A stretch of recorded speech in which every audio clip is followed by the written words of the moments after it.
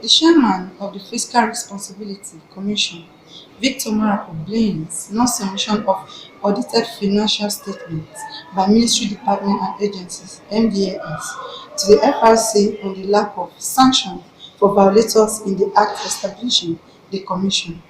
They further emphasize on the readiness of the Commission to stop every form of corruption in agencies and parastatals. Public funds and the absence of effective institutional mechanisms that would have managed the process of revenue generation and utilization. You will agree with me that Nigeria budgeting process at that time was not based on rules most of the time. The executive oversight was disaggregated under the mandate of Fiscal Responsibility Commission. The commission was created by FRA 2007 as an independent authority to monitor and enforce the provisions of the Act, and by so doing promote the economic objectives contained in Section 16 of 1999 Constitution as amended. The Commission's other functions include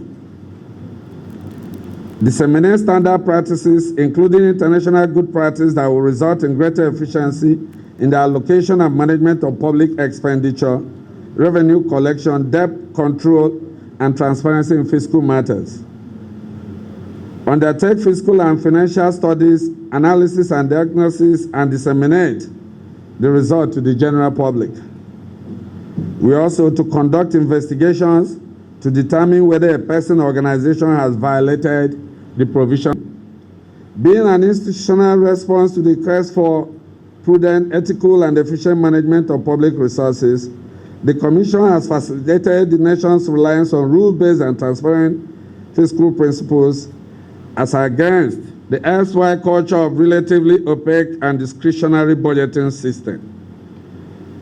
The national annual budget must necessarily be couched within stated rules and limits regarding deficit, spending, verification process following the signing of a budget. This is a civilized alternative, which is better than what it used to be. The Commission have also caused an improvement in fiscal outcomes. The execution of the Commission's mandate has led to the improvement of fiscal disciplines, transparency, accountability, and policy outcomes, as it requires government to commit to an unambiguous process and monitorable fiscal policies objective. We agree that is not yet Uhuru, but for instance, the fiscal deficit has been limited to 3% of GDP. We've also contributed in the mobilization of domestic revenue of the federal government. The generation of independent revenue through the payment of operating surplus is one aspect of the mandate of the Commission that has indeed added great value to governance.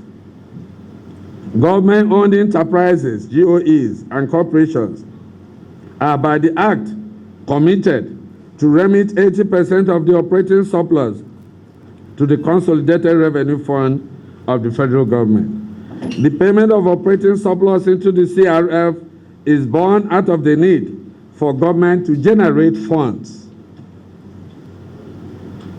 on returns on its investments, more so because the corporations neither pay income taxes nor dividends. Through the persistent and continuous engagement of MDAs by the Fiscal Responsibility Commission, and especially with the support of the National Assembly and the Executive, the federal government's share of operating surplus from these corporations has indeed continued to increase over the years.